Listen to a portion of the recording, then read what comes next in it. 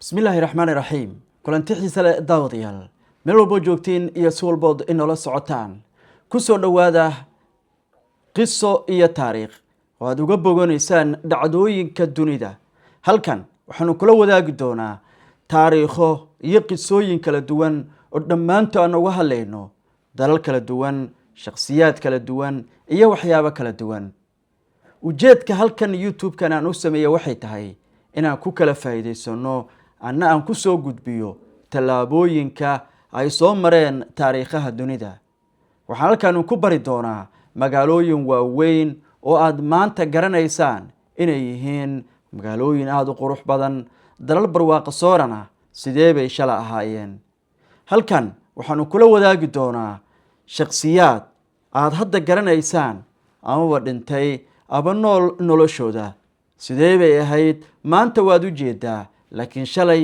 sideeba u ahaa noloshoodu oo sidaan ayuu ku bilowday waxaan in la wadaagi doonaa dhacdooyin xiriir ah oo aan guud ahaan si joogto ah halkan kula wadaagayo YouTube-keena qiso iyo taariikh magacaba sidaad arki karto waxaan halkan ku soo gudbi doonaa taariikho macno leh iyo qisooyin saameyn leh oo dhammaantood ku gadaaman nolosha dadkeena meel walba ay joogaan soo dhawaada mar kale aynu wada bilowno dadaalka fadlan ila dhaqaajiya oo maantaba ila bilaaba taariikh ii sameeya kana sameeya YouTube-kan oo aan talaabo wada qaadno aynu wada gaarno halka ugu wanaagsan ee aan mustaqbalka ku nasan karo adinkuna aad fursad ugu heli kartaan sii wadista waxyaabaha farxadda leh ee aan halkan ku wadaagayno warbixinteena aan maanta daahfurayno oo YouTube-keena aan u isticmaalayno qiso iyo taariikh waxa ay noqonaysaa wadan aad maanta garanayso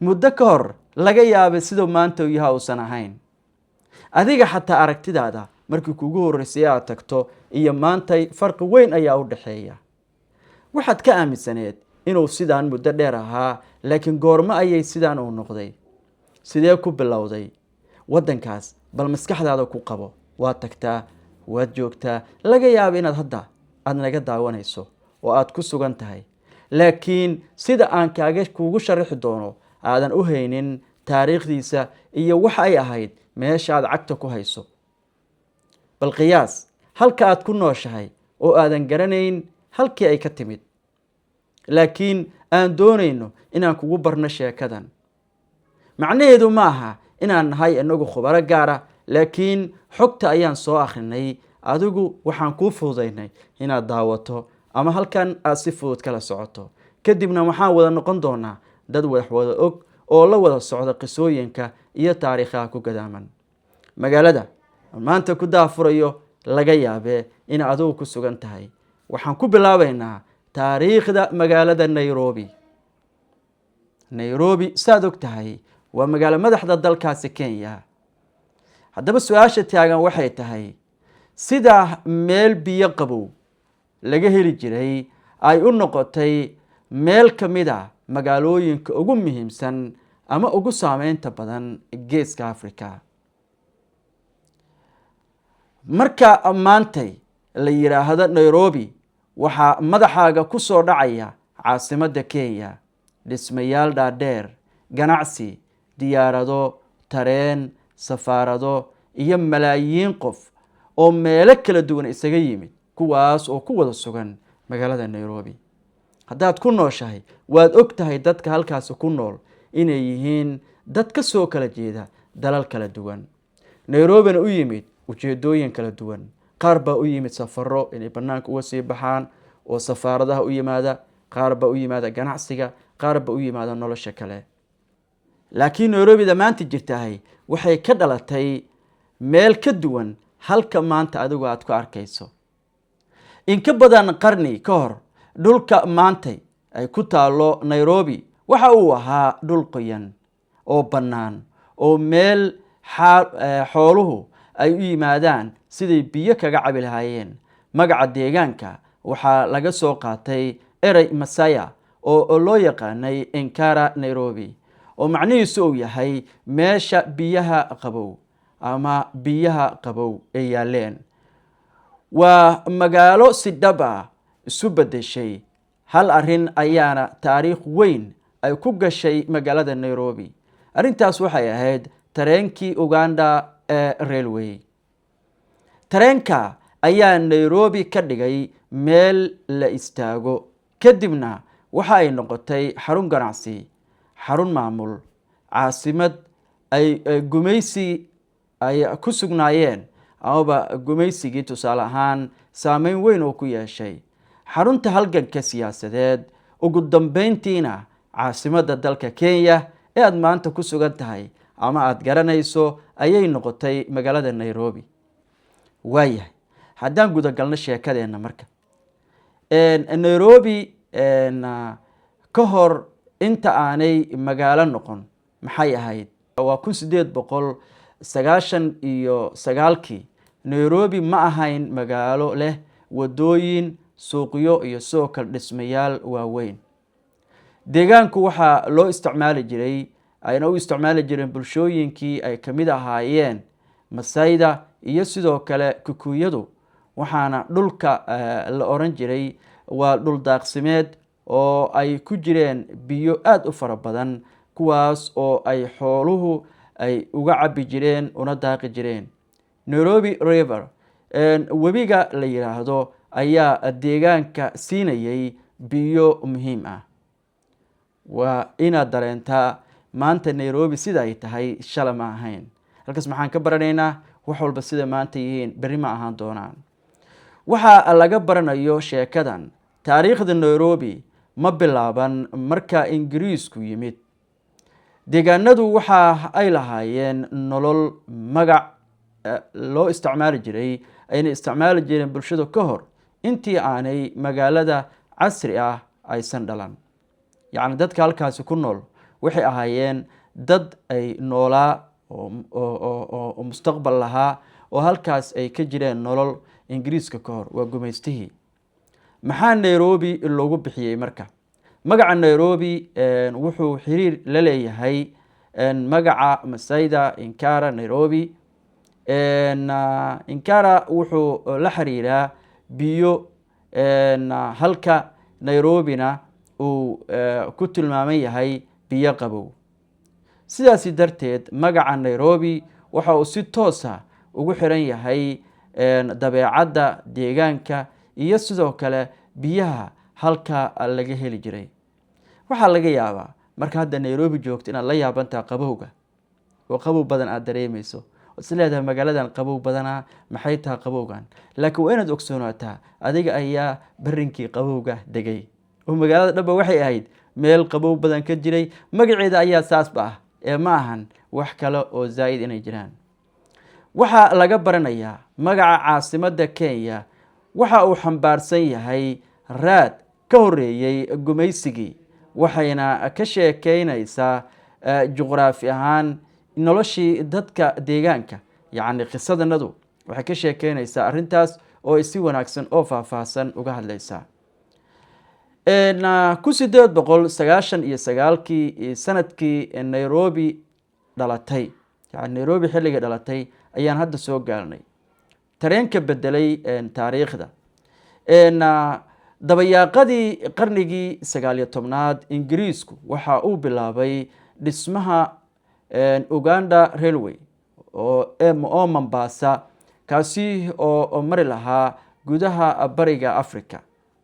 ujeedadu waxa ay ahayd in xeebta Mombasa lagu xiro gudaha Uganda, taas oo fududeyn lahayd dhaqdhaqaaqa ciidanka iyo sidoo kale ganacsiga iyo maamulka gumaysiga. dhismaha tareenku waxa uu bilaabay 1996 waxaana 1899 jidkii tareenka uu gaaray magaalada Nairobi. waxaa laga baranayay mararka qaar magaalada weyn, waxayna ka dhalanayay in mashruuc weyn laga sameeyo magaaladaasi lafteeda. Nairobi waxay asal ahaan ka dhalatay baahida loo qabay wado tareen oo isku xirta xeebta iyo sidoo kale gudaha bariga Afrika. yacni waxay ahayd duruuf ayaa keentay markii hore habkii loo aasaasay iyo sidii ee magaalada Nairobi ay ku bilaabatay. yacni tareenku markuu soo baxo ayuu istaagi jiray, meeshaas uu istaago ayuu ama wax ka qaadan jiray ama dadka ayaaba alaab kala degi jiray, dadka ayaa halkaas ku noolaa, sidaas ayayna ku bilaabatay. maxaa Nairobi loogu doortay xarunta tareenka marka? goobta Nairobi waxay lahayd dhowr faa'iido. waxay ku taalay meel istiraatiiji ah oo u dhaxaysa Mombasa iyo gudaha bariga Afrika. waxaa laga heli karay biyo. dhulku waxa uu lahaa meel ku habboon tareenka. joogga sare waxa uu siinayay cimilo ka qabow meelaha hoose ee laga yaabo inay meelo kale ay ka kulaayeen. deegaanku waxa uu ahaa meel ku habboon nasashada, dhaqaalaha iyo sidoo kale xoolaha kala duwan oo ay ka mid ahaayeen ganacsigii dadku ay lahaayeen iyo tareenka iyo gaadiidka isticmaalayay ayay waxay u lahayd wax weyn oo faa'iido ah. waxaa laga baranayay Nairobi ma aysan noqon xarun weyn nasiib kaliya darteed juqraafi ahaan, laakiin waxa caawisay inay noqoto meel istiraatiiji ah. yacni nasiibku ma aysan gaarin, waxay fursad u heshay inay noqoto meel istiraatiiji ah. haddii aysan meeshu meel istiraatiiji ahayna marnaba waxba kama suurtogaleen. May 1899 tareenkii waxa uu gaaray Nairobi. sanadkii 1899 jidkii tareenku waxa uu gaaray Nairobi, waxaana halkaasi laga sameeyey depot iyo xarun sahay. wax yar kadib xiradii shaqaalaha tareenka iyo sidoo kale xarunta tareenka waxa ay bilowday inay soo jiidato ganacsi, shaqaale iyo sidoo kale maamulayaal. sidaasi ayuuna ku bilaabmay isbeddelka ugu weynaa ee taariikhiga ahaa ee deegaanka.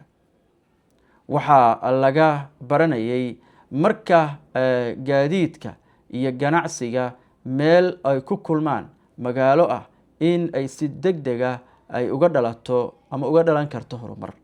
tusaale ahaan, haddii la helo gaadiid oo noocyadiisa kala duwan, haddii la helo bulsho, waxaa halkaas ka dhalanaya fursad. isla mar ahaantiiba waxaa la dareemayaa inay imaanayso fursad lama filaana oo halkaas ka imaan karta.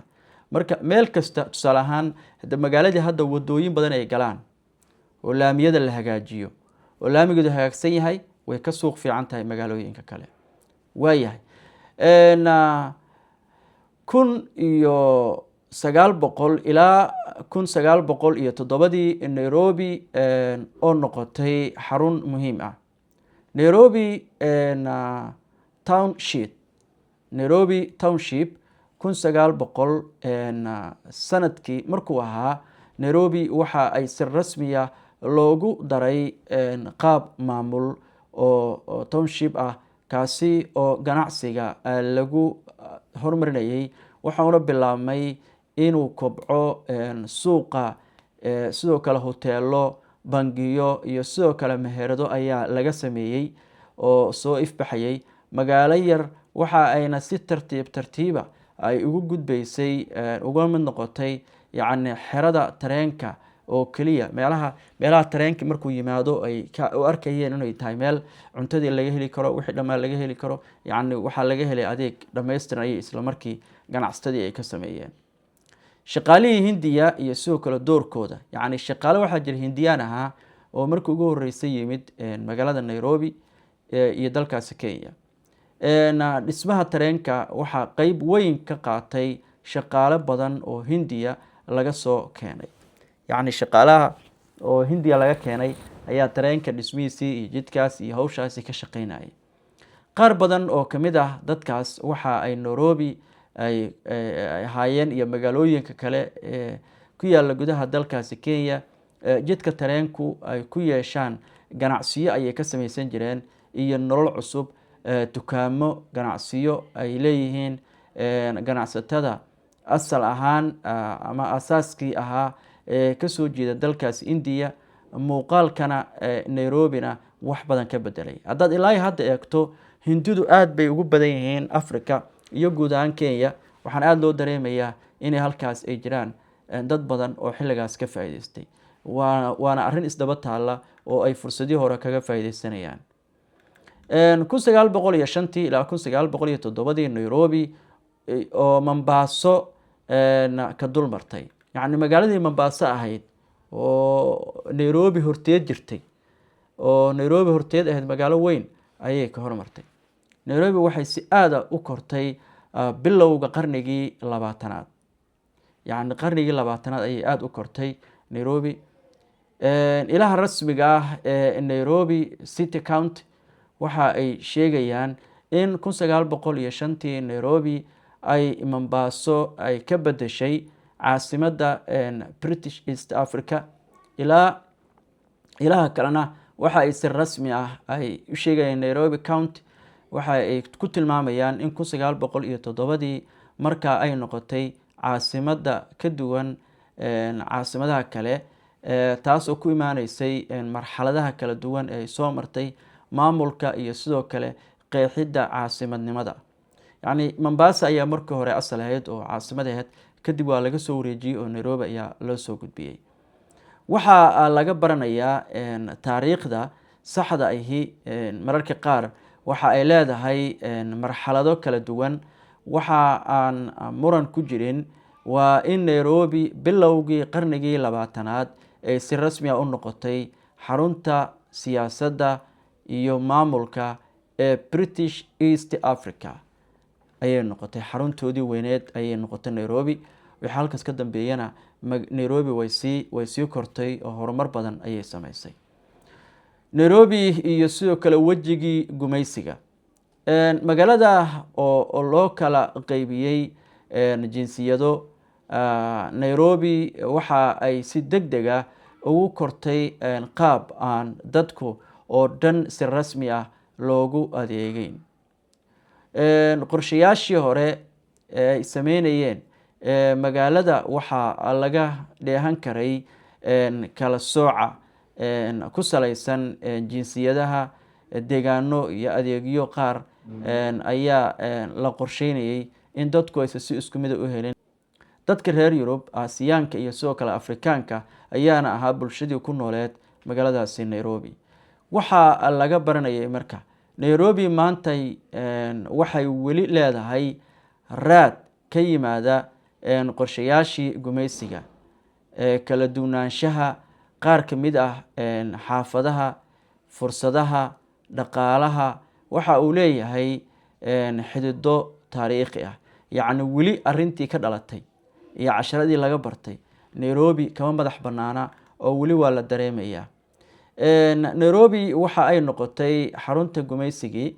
markii ay caasimad noqotay Nairobina waxa ay noqotay xarunta maamulka gumaysiga, ganacsiga, tareenka, adeegyada dowladda, degdegsiimada meelaha ay wax uga helayaan reer Yurubka ay si degdeg u imaanayeen oo soo degayeen oo imaanayeen, iyo xiriir gudaha iyo sidoo kale dibadda ah oo si weyn u sii xoogeysanayay.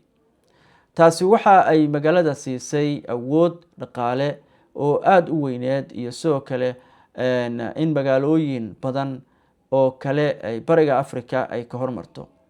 waxaa laga baranayay caasimaddu inay tahay Nairobi, ayna siisay awood ay ku aruurisay lacago aad u fara badan iyo shaqooyin badan oo laga abuuray, iyo sidoo kale in arrintaas ay xoojinaysay koritaankeeda magaalada. yacni dadka hadday shaqaysanayaan oo qof walba xirfadeedii iyo shaqadeedii ay ku shaqaysanayso, waxa fududaanaysa in la helo had iyo jeer dadku ay helaan fursado ay kusii hormari karaan magaaladooda. way qoftani lacag haysataa, dhaqaale ay heshay, waxay isku dayaysaa inay guri dhisato, inay ganacsi samaysato, inay horumar samaysato. marka taas ayaa door weyn ka qaadanaysay. sanadkii 1952 xaaladda siyaasadeed waxa ay gaartay meel aad u kacsan, waxaana gumaysigu uu ku dhawaaqay xaalad degdeg ah oo 20 Oktoobar 1952 Jomo Kenyatta iyo hogaamiyaal kale ayaana la xiray oo xabsiga loo taxaabay. waxaa laga baranayay magaalooyinka caasimadaha ah badanaa waxa ay noqdeen meelo la isku arkayay awoodda dowladda iyo sidoo kale codka shacabka. Nairobi waxa ay door weyn ku lahayd halganka Kenya iyo xornimadeeda. yacni magaaladaas waxay ahayd magaalo marka laga hadlayo dalka Kenya taariikh weyn iyo boos weyn uga jirta oo ay ogyihiin mar walbana la oran karo waxay tahay laf dhabarka wadanka maadaama iyadoo caasimadii u ahayd. xorriyaddii Kenya 1963 Kenya waxa ay xorriyadda ka qaadatay Britishka 12 December 1963. xafladii xorriyadda waxaa lagu qabtay Nairobi, taasi oo ahayd caasimadda siyaasadeed ee dalka. Jomo Kenyatta waxa uu noqday ra'iisul wasaarihii ugu horreeyay ee Kenya oo xor ah. waxaa laga baranayay magaalada uu gumaysigu u dhisay inuu maamulo Kenya ayaa noqotay isla magaaladii ay Kenyaanku ay ka dhiseen dowladooda madaxa bannaan. yacni isagu wuxuu u dhisayay oo Nairobi oo wax uga bedelaya gumaystuhu inuu ujeedooyinkiisa gaarka u gaaro, laakiin Kenyaanka ayaa u bedelay magaaladii ay dowladooda ay ku dhisteen. Nairobi kadib xorriyaddii maxaa dhacay? Nairobi oo isu bedeshay caasimadda Afrika, yacni caasimadaha Afrika ayay noqotay hogaankooda. xornimada kadib Nairobi waxa ay bilowday inay ka gudubto muuqaalkeedii gumaysiga. sanadkii 1964 waxaa la doortay duqa ugu horreeyay ee Nairobi ee Afrikaan ah. magaalada waxaa sii waday oo hawshiisa sii waday ay sii wadeen dadku ballaarinta adeegyada ganacsiga iyo sidoo kale waxbarashada iyo maamulka intaba. waxaa laga baranayay sidoo kale xornimada ma aysan bedelin calanka oo kaliya, waxa ay sidoo kale ay bilowga u noqotay isbedel ku yimaada cidda maamusha magaalada iyo sida magaalada loo maamulayo. yacni calankii kaliya gumaystaha lama bedelin oo calanka Kenya kaliya laguma bedelin, waxaa laga shaqeeyay sidii waxbarashadii loo horumari lahaa, sidii noloshii loo horumari lahaa, si dadka deegaanka maamulaya xataa loo noqon lahaayeen dad deegaanka soo jeeda. way hore waxa u maamulaya gumaystihii. waayahay 14 markaan eegno dadka si xawli ah ayay usoo qulqulayeen oo ay ku imaanayeen gudaha dalkaasi Kenya. Nairobi waxa ay noqotay meel ay usoo guuraan iyagoo oo raadinaya dadku shaqo, waxbarasho, ganacsi, adeegyo caafimaad iyo sidoo kale fursado dhaqaale. yacni magaaladii shalay ahayd meel biyo galeen ah, meel xooluhu ay usoo daaq tagaan, maanta waxay noqotay meel loo soo shaqo tago, waxbarasho laga soo doonto, caafimaadka loo soo aado, sidoo kale fursadaha maamulka iyo shaqooyinka deegaanka dhaqaalaha laga doonayo loo soo doonto. tana waxa ay sababtay in magaaladu ay si aada ay u ballaarato. qiyaastii World Bank wuxuu qiyaasayaa inay ku kordheen 1960 ilaa in ka badan 4 bilyan ilaa 2020. waxaana laga baranayay koritaanka Nairobi waxa uu ahaa mid isoo tarayay oo marba mar ka dambeysa ahaa mid aada uga duwnaa sidii hore u ahaa sanadadii hore. 7 Agosto 1998 maalintii Nairobi ay la gariirtay. maxay la gariirtay? balan ogaana waxay la gariirtay qaraxii safaaradda Mareykanka ayay la gariirtay oo saameyn weyn ku yeeshay. 7 Agosto 1998 Nairobi waxay la kulantay mid ka mid ah musiibooyinkii ugu xumaa ee taariikhdeeda casriga ah soo mara. gaari xamuul ahaa oo walxaa qarxa laga soo buuxiyey ayaa lagu qarxiyey meel u dhow safaaradda Mareykanka ee Nairobi.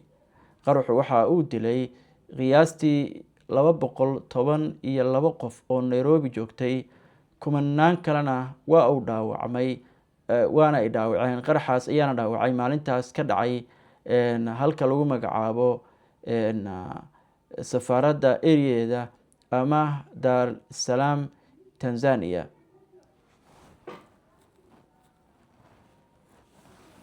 qaraxu waxa uu dilay qiyaastii 212 qofood Nairobi, kumanaan kalena waa ay ku dhaawacmeen. qaraxa kale ayaa isla maalinkaas ka dhacay asna Dar es Salaam Tanzania. weerarka waxaa lala xiriiriyey inay ahaayeen ururada nabadda diidan ee dunida oo weerar culus soo qaaday. waxaa laga baranayay Nairobi waxa ay noqotay tusaale muujinaya in magaalo caalami ah ay sidoo kale ay la kulmi karto khataro caalami ah. maalintaasna waxa ay bedeshay fahamka amniga Kenya, waxaana hay-adihii amnigu ay bilaabeen inay la yimaadaan qorshe ka duwan kii hore oo amniga lagu sugayay. yacni dhibaatadu markay kugu dhacdo waa inaad ayada wax ka barataa, waa inay ayadu cashar kuu noqotaa. yacni laakiin haddii dhibaato kugu dhacdo ay dhibaatadii wax ka bara weyso, taasi waa khasaaro weyn ayada ah. laakiin dhibaatadii kugu dhacday markasta dhibku ma ahan. Nairobi qarnigii 21aad Nairobi oo noqotay xarunta dhaqaalaha bariga Afrika. qarnigii 21aad Nairobi waxa ay si weyn u soo kordhay ayna u noqotay xarun soo koraysa dhinacyada marka laga hadlayo maaliyadeed, ganacsiga, tiknoolajiyadeed, waxbarashada, diblomaasiyadeed, gaadiidka iyo sidoo kale dalxiiska. yacni dad badan oo dunida ah haddaa hadda tagto Nairobi waxaad arkaysaa garoomadeeda oo busy ah, meel kasta oo jaam ah, hoteelada waa wada jaam, waa wada busy. yacni qof walbana ujeedo gaara iyo shaqo gaara ayay u socotaa. shirkado caalami ah iyo hay-adaha qaramada midoobay ayaa xarumo goboleedyo ka samaystay Nairobi, kana dhigtay meel muhiim ah, taasi oo xiriirka Afrika iyo dunidaba aada sare ugu qaaday. Nairobi markaas waxay heshay fursado badan, waayo dad ayaa imaanaya oo ayagu ujeedooyin kala duwan leh. dadkaas imaanaya ayayna ka faa'iidaysatay sidii ay dhaqaale uga sameyn lahayd magaalada Nairobi. iyo sidoo kale tiknoolajiyada marka laga hadlayo, sanadihii dambe Nairobi waxa ay si weyn loogu aqoonsaday kobaca ganacsiga cusub iyo sidoo kale tiknoolajiyada. waxaana magaalada ay ku soo kordhay shirkado cusub, xarumo hal abuur iyo sidoo kale adeegyo lacaga bixineed oo digital ah iyo ganacsiyo ka dhisan gudaha dalka. sanadii 2010 nidaam cusub ayaa ka hana qaaday magaalada Nairobi. dastuurkii 2010 kadib, dastuurkii Kenya sanadii 2010 waxa uu keenay nidaam lagu magacaabo devolved government, iyadoo dalka loo qeybiyey counties. Nairobi City County waxa ay noqotay qeyb ka mid ah nidaamka cusub ee maamulka, iyadoona laga baranayay Nairobi waxa ay ka gudubtay nidaamkii hore ee City County, waxaana gashay nidaamka cusub ee maamulka ee ku dhisnaa county government.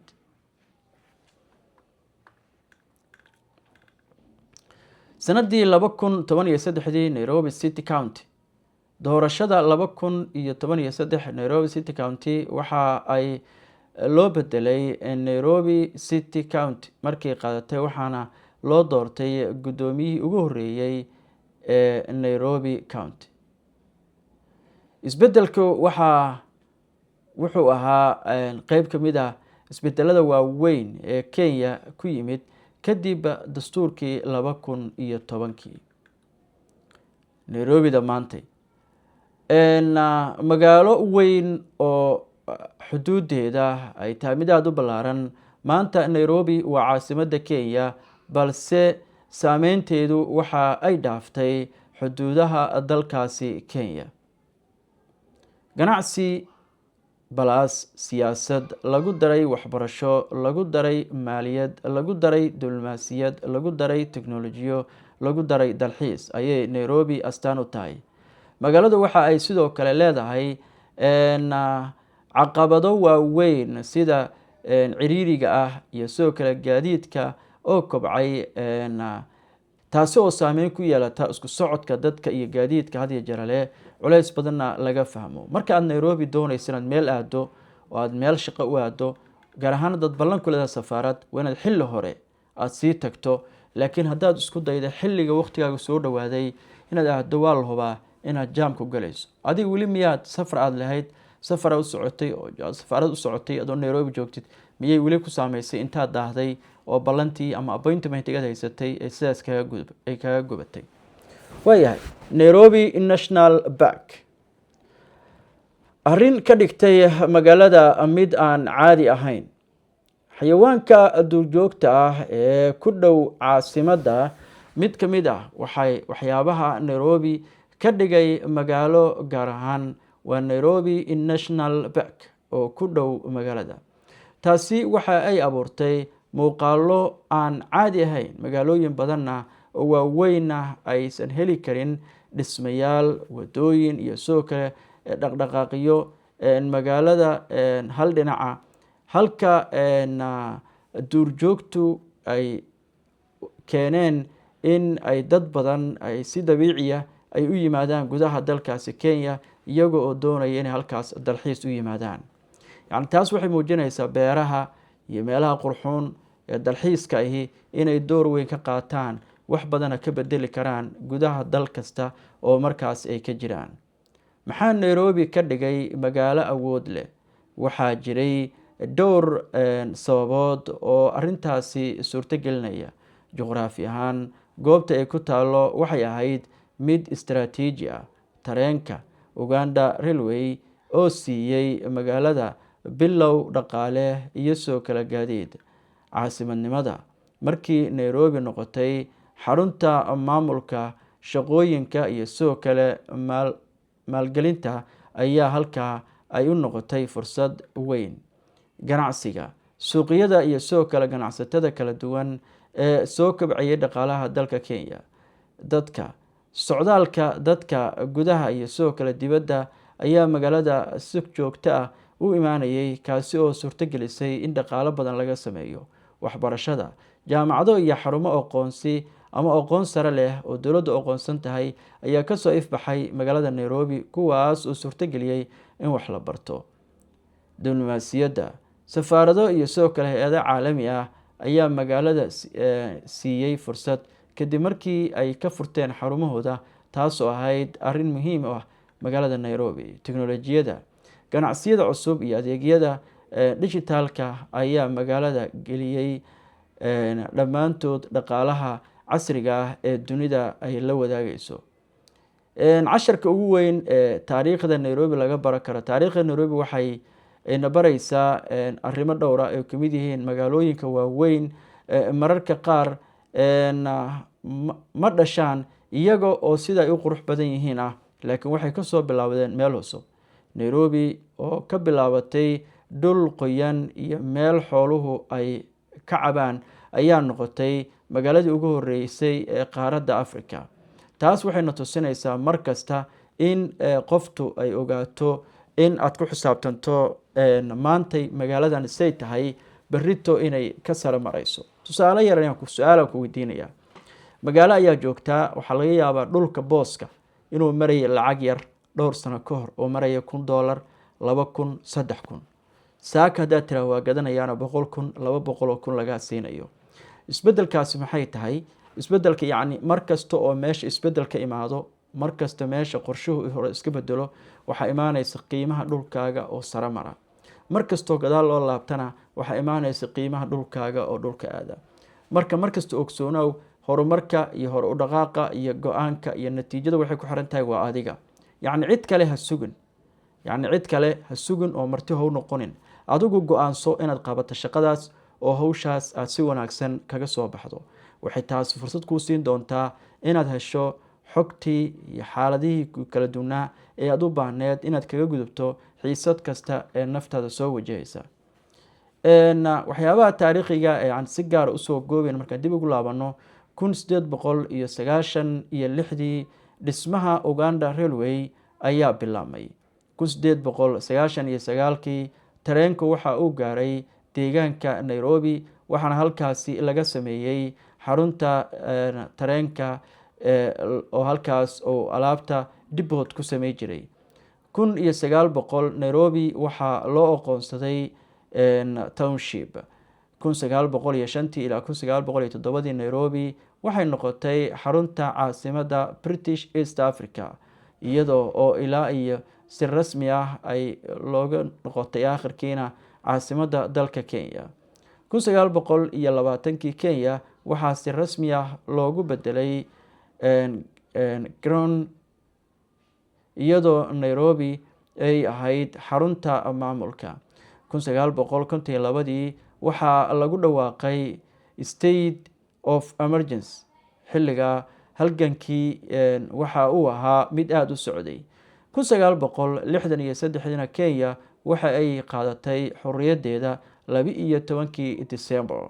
1964 Nairobi waxa ay yeelatay duqii ugu horreeyay ee Afrika. 1984 Nairobi City County waxaa bedelay Nairobi City Commission. 1992 City Council dib ayaa loo dhisay. 1998 7 Agoosto qaraxii safaaradda Mareykanka ayaa dhacay, kaasi oo saameyn ku yeeshay Kenya. 2010 dastuurka cusub ayaa dhisay lana meelmariyay. 2013 Nairobi City County ayaa si rasmi ah u noqotay qayb ka mid ah nidaamka devolved government. ugu dambeyntiina markaan eegno oo si soo gunaanadno, Nairobi ma ahayn magaalo qorshaysan qarniyo badan inay noqoto halka ay maantay taagan tahay. waxay ahayd meel dabiici ah oo ay dadka deegaanku u yaqaaneen magaceeda, kana yimid biyo qabow. tareenka ayaa yimid. tareenku waxa uu keenay shaqaalihii waxa ay keeneen ganacsigii waxa uu dhaliyey magaaladii waxa ay noqotay caasimaddii waxa ay noqotay goob uu ka socdo halgan iyo xornimadii kadibna waxaa isbedelay xarun dhaqaale, way isu bedeshay xarun dhaqaale, mid siyaasadeed oo heer gobol ah iyo sidoo kale heer caalami ah. sidaasi darteed marka aad maanta Nairobi aragto, ha u arkin oo kaliya magaalo leh dhismayaal dhaadheer, waa inaad fahamtaa magaaladaas iyo sida ay ku bilaabatay. Nairobi waa sheeka ka bilaabatay biyo qabow oo ku kortay tareen, ku adkaatay gumeysi,